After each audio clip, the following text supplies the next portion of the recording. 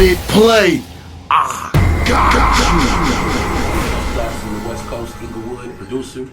And shout out to DjNoPhRiLLZ, no frills. you. Let it play. Play. Got you. Famous Frills, DjNoPhRiLLZ, Philly representative, mixtape specialist, and party rock. I'm worldwide with it right now. I'm at an undisclosed location, mind your business, but I'm with the producer, man. You know I started the whole fresh produce movement. We got a producer right now. You see the hat, but tell him your name, fam. Yeah, that's class in the building, you know what I'm saying?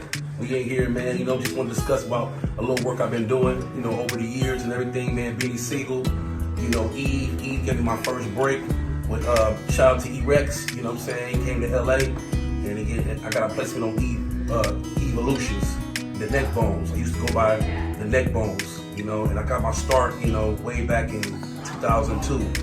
And Blue Da Vinci was running around with Razzcast, and he was a part of the BMF movement. They brought me in, and I produced for Jeezy, people like Jeezy. And I'm from the West Coast, you know, I'm originally from the West Coast, but up the West Coast. So look, hold on. So you're from the left coast, West Coast.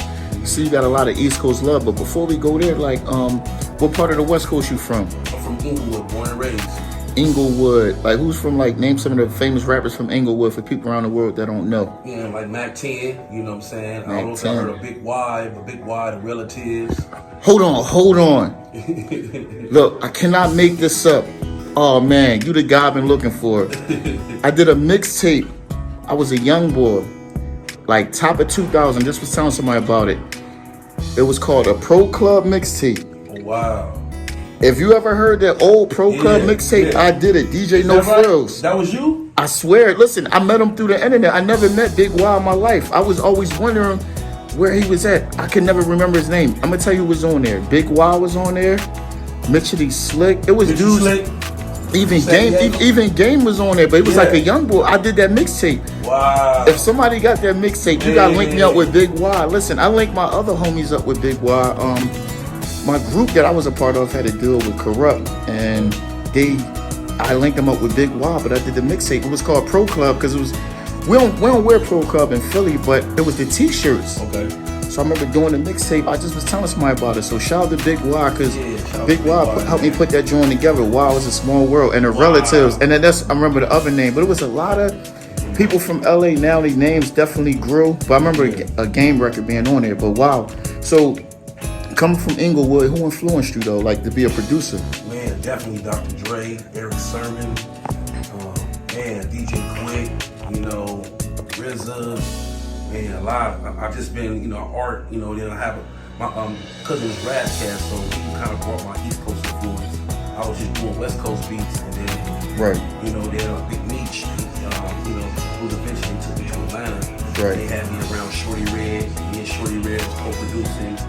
You know, different tracks, collaborating on Blues album and Jeezy's album, and you know that's what my influences come from all over. But my first influence was just like Dr. Dre, Quincy Jones, you know, just how they was just doing movies and how Quincy Jones was able to adapt, you know, with each artist, you know, just able to bring out the sound and you know, soul, you know. It's crazy. I like the fact that we cooking. No, you can get on camera talking. Shout out to Blue Da Vinci, man. We had the crowd filled when you heard the news about NiPSEY Hussle. Yeah, that was it was a sad day for me because, like I say, I worked on NiPSEY Hussle, Bullets Ain't Got No Names, and Slauson Boy, and I missed the Victory Lap album because I was in New York fighting the case. And I was supposed to be on the Victory Lap album with my production. And when I came back, you know, Nip got busy, and then I was supposed to get up with him, and then everything happened. I still got Nip number in my phone. Yeah, shout out to NiPSEY. As far as Philadelphia, I'm probably one of the first DJs playing his music. I remember I reached out to him. It's actually on my Instagram. He actually followed me, all that stuff, right? And a week before he even passed away, or 2 weeks, I DM'd him. I just congratulated him because he was so real. His man, I don't know who his manager done. I ain't saying the name, but he was like, "Yo," I was like, "Dang, get back with me." He sent me his number. His actual email had something like Rolling something 60 or something in it. I got a record. I don't know. He was wearing like It's like the Crooks and Castle days. If you see him on the cover, he wearing like the Crooks and Castle shit. But he definitely showed me love. It was crazy. Man, I felt like I took taking steps back when he died, man. It was a sad day. I bet it's not too many rappers that stopped the world. Like when he passed away, it's like when Prodigy. But the way he went out, though, he was a good dude. But man, look, back to you, man, with the beats. Out of all the artists you work with, who's your favorite to work with? Oh man, my favorite was, I ain't gonna lie, my favorite was like NiPSEY, man. Okay. That was my favorite to work with, man, because he was so influential, bro. Like, you know what I'm saying? I see how he used to work. He didn't write nothing down. He just punch in. He used to, he used to tell me to put on my BMF documentaries, and he used to just study Blue Da Vinci, and he used to watch that Fly Crip and how Blue used to fly Crip and everything. And I remember he just analyzed his whole thing and, put his whole little, I remember telling Nip, like, he was doing a lot of West Coast beats, and I was like, man, y'all gotta rap over like some South beats, y'all gotta rap over some. And I remember after that, he started switching up his beats that he used and everything. Mm-hmm. He was so open, you know what I'm saying? He wasn't just like, a lot of West Coast artists, like, I just want some G-Funk. Like, he was open to all music, and I'm a bi-coastal producer. Even though I come from the West Coast, I got work all over. You just caught my attention in there in real time when you played that record. Heard the sample, LOG and the Bulldogs. Be a father to your child. But the way you flipped it and the way the drums was, I was like, wow, like that's a dope record. So let's talk about the West Coast sound. So is it true that like more so West Coast got more of the funk sound? Yeah, it started off like a Roger and Zapp, you know what I'm saying, Parliament sound, Got you.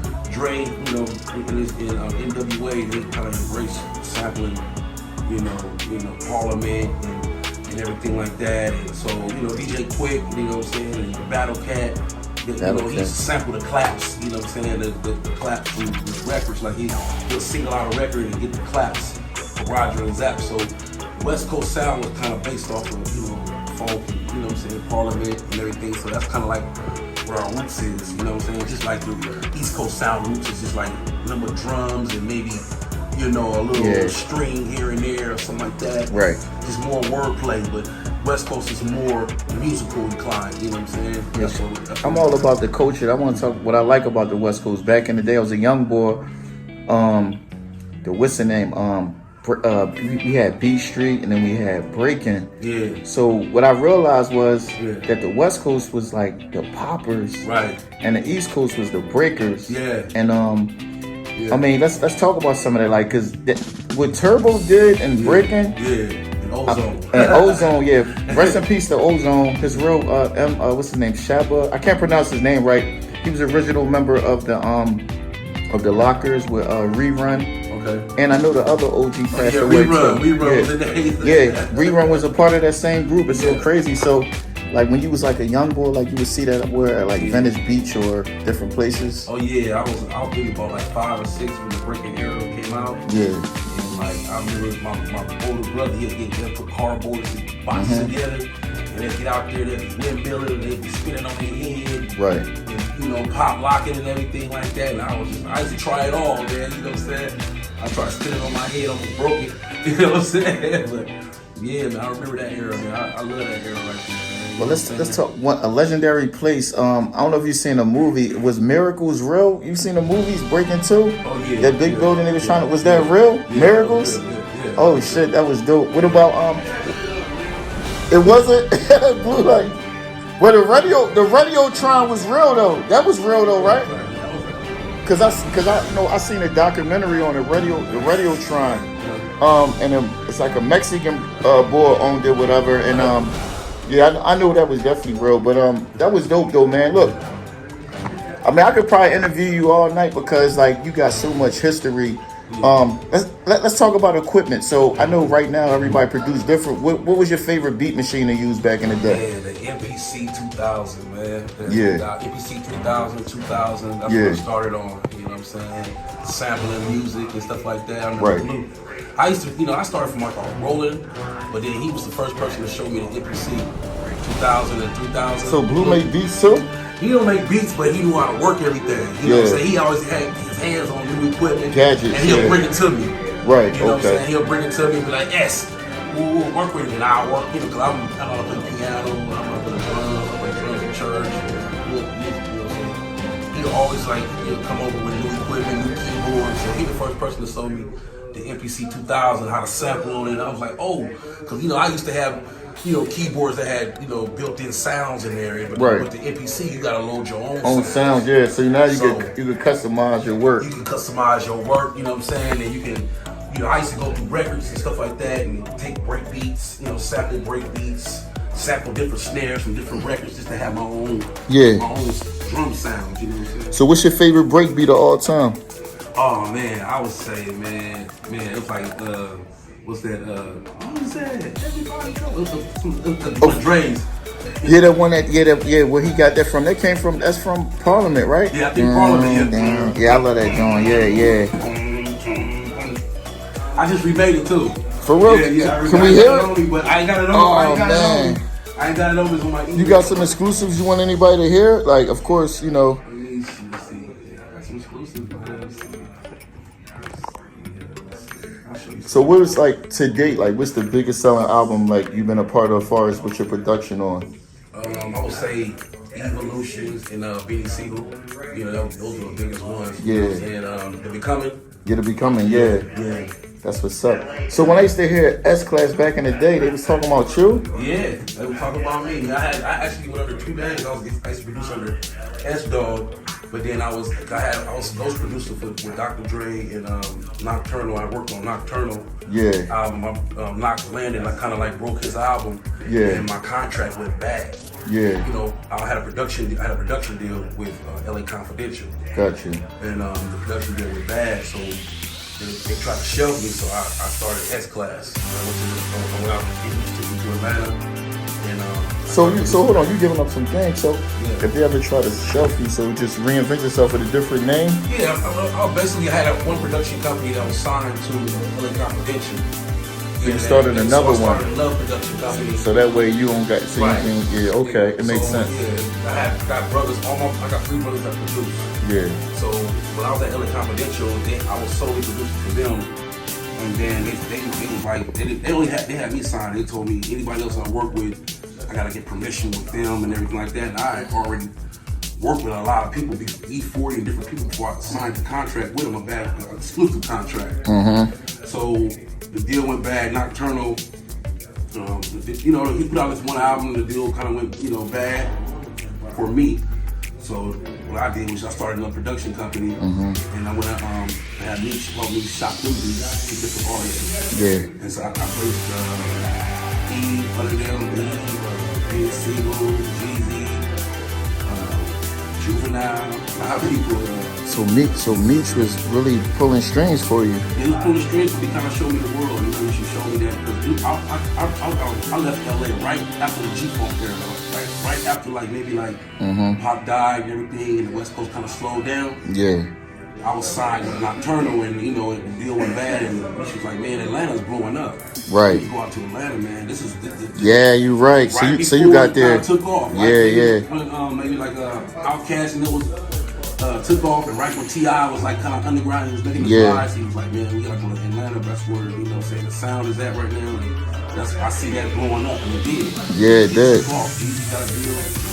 It still is though. It's still kind of like winning the most out of every region in the country though. I feel like the hip hop go from might be the East Coast, or might be from Philly for a minute. Atlanta, then left Atlanta, came back, and now it's really it's like on the normal for somebody from out of Atlanta, whether it's producer or artist to be. Black college town, a lot of blacks migrated the last 10, 15 years. Yeah.